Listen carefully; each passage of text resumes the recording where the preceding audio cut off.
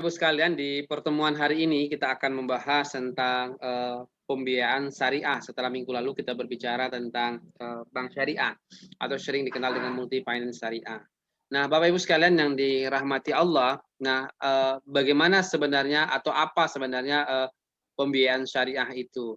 Nah, Bapak Ibu sekalian yang dirahmati Allah, nah kalau kita bicara tentang eh, apa itu lembaga pembiayaan syariah ini, kita bisa lihat misalnya, terus sekalian kita bisa lihat misalnya apa itu lembaga pembiayaan atau mungkin kita sering kenal dengan lembaga pembiayaan syariah. Nah, Bapak Ibu sekalian yang dirahmati Allah, nah apa itu perusahaan pembiayaan syariah? Perusahaan pembiayaan syariah adalah perusahaan pembiayaan yang dalam menjalankan kegiatan usahanya menyalurkan pembiayaan atau pendanaan kepada masyarakat berdasarkan atau sesuai dengan prinsip akad syariah. Nah, jadi pada dasarnya lembaga pembiayaan ini berbeda dengan bank syariah. Kalau bank syariah dia bisa menghimpun dana ya dari masyarakat lalu kemudian menyalurkan dana pada masyarakat. Tapi lembaga pembiayaan syariah atau multi finance syariah dia tidak bisa menghimpun dana dari masyarakat. Dia bisa hanya menyalurkan dana dari masyarakat. Lalu dari mana sumber dananya? Nah, salah satunya sumber dananya dari bank syariah. Bapak Ibu sekalian yang dirahmati Allah, nah, prinsip dasarnya ya tentu sama dengan bank syariah, tidak boleh mengandung riba ya atau bunga, digunakan untuk kegiatan yang sesuai yang halal ya, nggak boleh juga membiayai sesuatu yang haram. Nah, gitu. Lalu eh, eh, sesuai dengan rambu-rambu syariah dan berbagai macamnya. Nah, Bapak Ibu sekalian yang dirahmati Allah, nah kalau kita perhatikan misalnya apa kegiatan perbankan syariah, apa pembiayaan syariah ini berdasarkan ya POJK 05 tahun 2014 tentang penyelenggaraan usaha pembiayaan syariah dikatakan bahwa pembiayaan jual beli. Jadi adalah pembiayaan dalam bentuk penyediaan barang melalui transaksi jual beli sesuai dengan perjanjian pembiayaan syariah yang disepakati oleh pihak. Nah, seperti tadi Pak Hendra cerita tuh. Misalnya Bu Kiki misalnya butuh motor, tapi dia cuma punya uang berapa tadi? Harga motornya. Harga motornya adalah 10 juta ya. Harga motornya 10 juta. Lalu kemudian dia punya uang cuman 3 juta ya. Harga motor 10 juta, punya uang 3 juta. Berarti berapa kurangnya, Pak? Kurangnya 7 juta. Dia datanglah ke dealer. Nah, Pak saya punya uang cuma 3 juta, gimana nih? Oh, nggak bisa, nggak dapat motor dong. Kalau begitu dia pertemukanlah namanya dengan lembaga pembiayaan. Nah, kemudian eh, lembaga pembiayaan ini yang membeli kemudian menjualnya kembali kepada Bu Kiki ya, dan kemudian Bu Kiki mencicil ya dengan cara jual beli murabaha secara cicil kepada Bu Kiki. Nah, saya pikir itu ya. Jadi yang pertama pembiayaan jual beli. Lalu yang kedua adalah pembiayaan investasi atau pembiayaan dalam bentuk penyediaan modal dengan jangka waktu tertentu ya untuk kegiatan usaha produktif ya dengan pembagian keuntungan sesuai dengan perjanjian. Lalu kemudian pembiayaan jasa ya, pemberian penyediaan jasa baik dalam bentuk pemberian manfaat atas suatu barang, pinjaman dana talangan ya, talangan haji, talangan umroh dan berbagai macamnya. Nah, saya pikir itu ya. Lalu kemudian bisa juga kegiatan usaha lain sesuai dengan persetujuan OJK. Prinsip dasarnya ya sudah apa yang dijelaskan tadi ya. Lalu kemudian bagaimana perkembangannya? Nah, semenjak 2000 perusahaan pembiayaan syariah ini ya lalu kemudian kalau kita perhatikan 2011, 2012 ya, lalu kemudian 2013, 2014. Nah, dia senantiasa tumbuh ya kira-kira sampai sekarang. Ini masih data lama. Lalu kemudian nah, kalau tadi Bu Kiki misalnya bertanya ya, ada yang full, ada yang kemudian yang UUS, unit usaha syariah. Jadi ada yang sudah full syariah, ada pula yang unit usaha syariah. Lalu kemudian kita lihat dari sisi aset. Nah, ini masih lama, nanti kan saya perlihatkan sama Bapak Ibu sekalian data terbaru. Nah, kemudian akad pembiayaan dan model bisnis syariah. Nah, akad dan modelnya nah bisa kita lihat di sini. Ya, di situ ada modal di setor, pemegang saham, bank syariah, pendanaan ya, lalu akad berbagai macamnya. Lalu modal usahanya. Tadi tanya nah, pendanaan kegiatan operasional diperoleh dari Working capital itu modal yang setor oleh pemegang saham, pendanaan kegiatan usaha diperoleh dari bank syariah, lembaga keuangan syariah, pinjaman dari perusahaan induk, ya, dan berbagai macamnya. Lalu kemudian akad pendanaan kegiatan usaha, lalu berbagai macamnya. Nah, policy ya, oke. Nah, saya pikir itu. Lalu kemudian kita bisa lihat juga bagaimana operasionalnya perusahaan ini. Nah, di situ ada perusahaan pembiayaan syariah, lalu ada asuransi syariah, ada bank syariah, lalu ada konsumen. Awalnya adalah objek transaksi, lalu kemudian pencairan, lalu pembayaran. Nah, Bapak Ibu sekalian yang dirahmati Allah, nah di sini ada juga denda dan penalti ya. Ini menjadi menarik. Nah, apa itu takzir? Ya, takzir dana sosial, takzir dana sosial adalah sanksi terhadap konsumen tidak mampu yang menunda-nunda pembayaran kewajibannya. Nah, denda yang dikenakan ini diperuntukkan untuk kegiatan sosial atau kita kenal dengan dana non halal ya. Nah, ini. Lalu kemudian takwid, ganti rugi. Sanksi terhadap konsumen mampu yang menunda pembayaran kewajibannya. Ganti rugi dikenakan ini dapat diakui sebagai pendapatan perusahaan pembiayaan. Nah, Bapak Ibu sekalian yang dirahmati Allah, nah saya pikir itu ya. Nanti kita akan lihat bagaimana ini perkembangannya. Nah, Bapak Ibu sekalian yang dirahmati Allah, nah kita bisa lihat misalnya ya ini POJK-nya ya. Nah, ini kita saya lihat ini sudah dirangkum, ada undang-undang ya. Undang-Undang nomor 21 tahun 2011 tentang otoritas keuangan, lalu kemudian POJK ya, tentang pembiayaan, lembaga pembiayaan ini ada banyak sekali POJK-nya ya, penyelenggaraan usaha pembiayaan syariah, lalu kemudian COJK ya. Nah, ada banyak sekali ya. Lalu kemudian karakteristik pembiayaan syariah ini, nah sumber pendanaannya, lalu kemudian perusahaan pembiayaan syariah, lalu konsumen. Nah, kegiatannya apa saja? Pendanaan dari lembaga, pemerintah, bank, industri keuangan dan bank, lembaga dan badan usaha. Jadi dia tidak bisa menghimpun dana langsung dari masyarakat. Lalu apalagi pinjaman kor ya, lalu obligasi syariah sukuk, lalu kemudian sekuritas. Nah, pembiayaan syariahnya apa? Pembiayaan jual beli, pembiayaan investasi, pembiayaan jasa. Jadi apa tadi? 3 Pak ya. Jual beli, investasi, jasa. Mungkin selama ini yang terekam oleh masyarakat hanyalah jual beli kan, ingat lembaga pembiayaan, ingat jual beli. Nah, ternyata mereka juga main di investasi dan jasa. Nah, kegiatan usaha pembiayaan syariah, nah ini bisa dilihat ya, pembiayaan jual beli. Di situ ada jenis akadnya apa saja. Ada murabahah, fatwa 01 lalu salam, lalu istisna ya.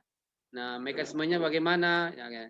Lalu pembiayaan investasinya apa? Fatwanya tentang mudharabah, musyarakah, mudharabah, mustarakah, musyarakah, mutanakisah, ya. Jadi sudah komplit. Lalu pembiayaan jasanya ada nggak fatwanya Pak Hendra? Ada. Ijarah, ya.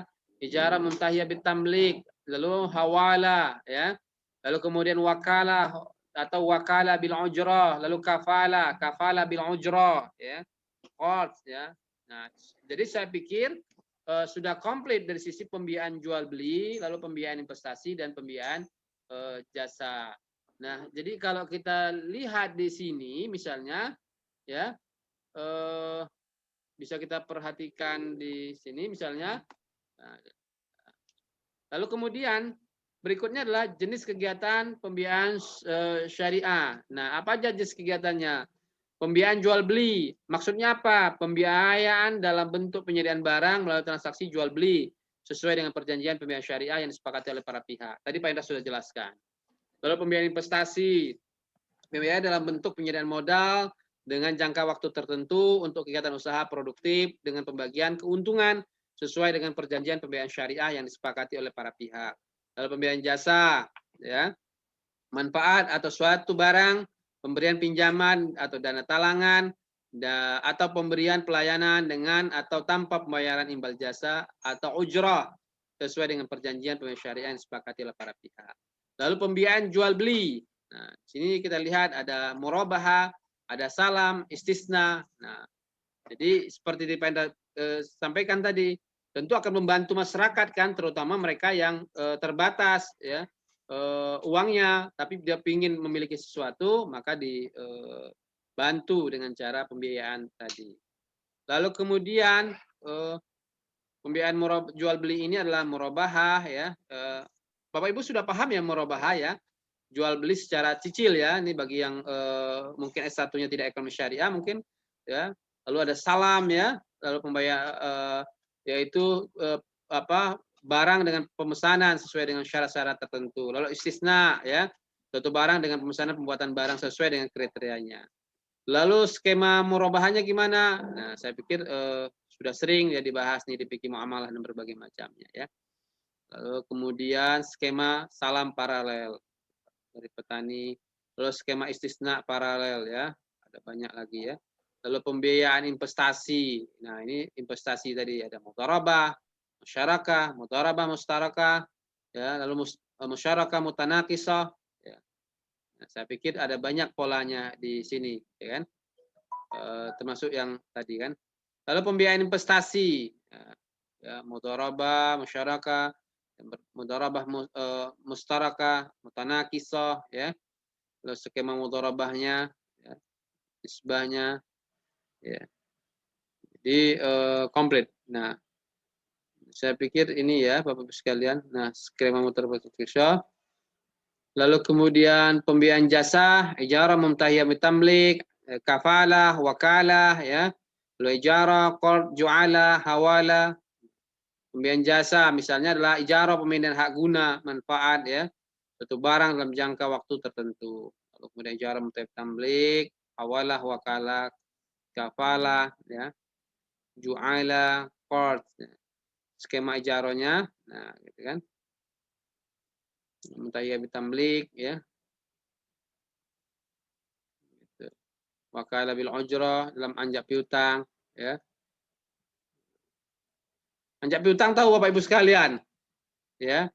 Nah, dalam anjak piutang ya. Dan ini mewakalahkan orang untuk kemudian membayar utangnya. Lalu kemudian skema hawalah bil ujrah ya. Nah, skema sel dan macamnya. Larangan perusahaan pembiayaan syariah. Pertama, dilarang menghimpun dana secara langsung dari masyarakat berbentuk giro, tabungan atau bentuk lainnya yang dipersamakan. Jadi nggak boleh, ya. Lalu yang kedua, larangannya apa? Memberikan jaminan atas pemenuhan kewajiban pihak lain, nggak boleh. Lalu dilarang menerbitkan surat sanggup bayar, ya, kecuali sebagai jaminan atas pendanaan kepada pihak yang memberikan pendanaan. Lalu dilarang apa lagi? Melakukan tindakan menyebabkan atau maksa lembaga keuangan lainnya melanggar peraturan perundang-undangan yang berlaku. Melakukan tindakan yang menyebabkan maksa dan berbagai macamnya itu dilarang melakukan penyediaan dana secara tunai kepada konsumen tanpa underlying transaksi yang jelas. Lalu kemudian dilarang menggunakan informasi yang tidak benar yang dapat merugikan kepentingan konsumen. Nah, saya pikir itu ya Bapak Ibu sekalian sudah jelas ya apa lembaga pembiayaan syariah, dari mana sumber dananya, lalu apa kegiatannya. Nah, sudah jelas ya. Apa tadi? Lembaga pembiayaan syariah apa tadi kegiatannya? 3 ya pembiayaannya ya. Apa tadi? Jual beli, investasi. Lalu kemudian apa? Investasi, jasa. Yang ketiga adalah jasa. Nah, ya. Nah, saya pikir itu ya. Lalu tanya lagi dari mana sumber dana Pak Hendra? Ya dari bank syariah, lembaga pembiayaan lain ya. Yang penting tidak boleh dari lembaga non syariah. Nah, kalau begitu harus karena sumbernya syariah ya harus ke syariah lagi. Nah, saya pikir itu Bapak Ibu sekalian, Bapak Ibu sekalian boleh berdiskusi, kita masih punya waktu. Silakanlah berdiskusi. Kita akan perhatikan sekarang ya, berapa sih pangsa pasar multi finance syariah ini dan atau IANKBN. Nah, kita akan lihat di data terakhir nih ya, tahun 2020 ya. Nah, ini data sampai Januari sampai Juni ya 2020 ini kita bisa lihat. Nah, perbankan syariah kita baru 6 sampai 18% ya, 6,18%. Nah, IKNB kita, industri keuangan non bank syariah kita ya, aset dalam triliun. Nah, takabul, pembiayaan syariah. Nah, di sini masuklah multi finance syariah ya, dan yang lainnya, asuransi pembiayaan dan macamnya. Itu baru sekitar 4,33% loh, Pak Aziz dan teman-teman. Itu menunjukkan PR kita ya, perjuangan kita masih ada sekitar 90 ya 96 ya, 96, 95 lah. Ya. Jadi kalau di bank syariah masih ada sekitar 93 ya, 93, 94. Jadi ini Masya Allah perjuangannya. Nah ini sudah berapa puluh tahun kira-kira Pak Aziz. Jadi apa yang salah sebenarnya kira-kira? Itu yang selalu saya katakan bahwa ada pangsa pasar emosional, ada pasar rasional kira-kira gitu kan. Kalau emosional itu yang penting syariah, kalau syariah gue ikut kira-kira gitu. Tapi ada juga pangsa pasar yang rasional. Rasional apa untungnya gue kira-kira gitu kan kalau bahasanya anak muda sekarang gitu kan. Kalau saya ikut yang syariah, kira-kira apa untungnya, apa manfaatnya dan berbagai macamnya. Jadi saya pikir ini yang memang sekarang lagi tren bagi saya pasar modal syariah ini 17,72%. Nah sekarang pasar modal syariah juga sekarang pinter juga sekarang kan menggiring anak-anak generasi milenial ini main saham syariah nih. Mulai dari ustadz-ustadz ternama saya perhatikan sekarang ya. Jadi ini menjadi hal menarik juga nih bagi saya. Ya. Nah total pangsa pasar kita secara total keuangan syariah baru 9,63. Itu artinya masih ada sekitar 90% lagi PR-nya Pak untuk keuangan. Kalau Pak Aziz Abdul Aziz tadi bilang, apalagi Pak Hendra, ya, apalagi semuanya meskipun sudah tersedia, ternyata PR-nya masih 90-an% Pak. Jadi masih berat juga lah kira-kira. Apa yang salah Pak Aziz? Nah Pak Aziz kan di bagian pemerintah ini menjadi menarik bagi saya. Nah, semua orang yakin bahwa ekonomi syariah itu adalah ekonomi yang baik ya. Nah tentu ini harus didukung bersama bagi saya. Nggak bisa juga kemudian ketika kita bikin pasarnya lalu kemudian kita bilang, udahlah lu saing sendirilah, yang satu kambing, yang satu babi. Kambing sekali beranak 2, babi sekali beranak 10. Lalu kata kambing, babi lu berhenti beranak dari tahun ini, nggak usah beranak kira-kira. Ya nggak bisa juga kira-kira gitu kan. Atau kemudian kata, ya nggak bisa juga kan, mentang-mentang lu syariah kira-kira gitu lu bilang berhenti, nggak bisa juga. Nah persoalannya yaitu Pak, tentu yang menang adalah yang size-nya lebih besar. Selalu saya katakan bahwa yang bisa memberikan pembiayaan harga murah itu yang besar. Ya kan, BCA dan berbagai macamnya itu ya kan. Jadi ini juga problem lah bagi kita kira-kira. Nah saya pikir itulah Pak menjadi problem kita bersama. Ya